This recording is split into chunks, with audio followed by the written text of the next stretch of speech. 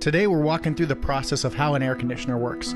If you know the different features and functions of what the components are doing, then you'll know why one has a benefit over the other.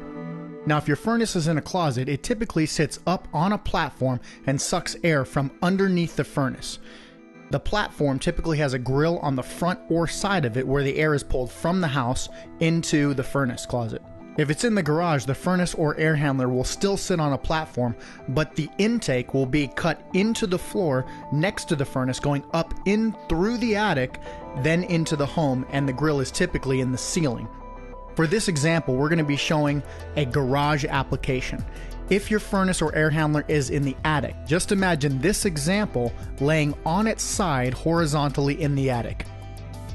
If you have this application, you will know it because you have no unit in the garage or closet and your filter is typically in the ceiling. In each application, you are pulling air from underneath the furnace in through the system and then returning it back into the house.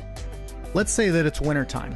The cold air that's in your home is being sucked in through the blower, goes over the heat exchanger heated up by the gas burners, and it warms up the air. The air now goes through the ductwork and comes through the supply registers back into the home. To make it easy, fire makes air hot. It's pretty simple. We're using the laws of thermodynamics. The first law is, energy is never created or destroyed, it only changes forms. A great example of this law is the sun's energy coming down to Earth, hitting plants and causing those plants to grow with its energy through photosynthesis. In a furnace, the energy from the combustible gas turning into fire then hits the metal in the heat exchanger, and the air from your home is flowing over that metal where the heat is transferred into it. So the furnace is pretty simple. In the wintertime, the blower is sucking cold air from the house into the furnace, over the gas burners, warming the air up and returning it back into the house. Now, if it's summertime, obviously the air in your house is going to be hot if the air conditioner is not running. We're going to take that same furnace or air handler we were pulling the cold air in with, and we're going to use that blower to pull the hot air in the summertime. The heat in the air is held by the particulates. Sometimes that's the moisture in the air or other things, nitrogen, oxygen, whatever's in the air. So we have hot, wet air passing through the filter. The filter cleans the air so that the dirt doesn't build up on the evaporative coil that sits above the furnace.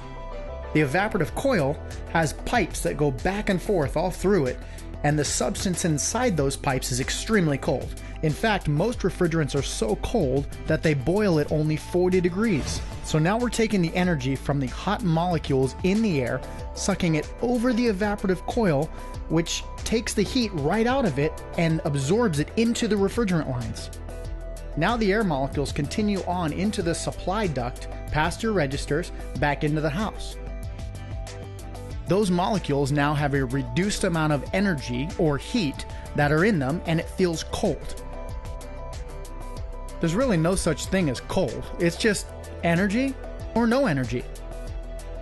Okay, let's go back to the evaporative coil. Now we've absorbed all this heat into the refrigerant lines, and you've got to get rid of it somehow. If you don't, you've got hot air going over hot coils and nothing's going to happen. As more and more heat is absorbed into the evaporative coil, it expands. By the time it gets all the way to the end of the piping, it's ready to go outside as a fully evaporated gas. As it travels outside, it's going to something called a condenser. This typically sits on the ground, sometimes it's placed on the roof.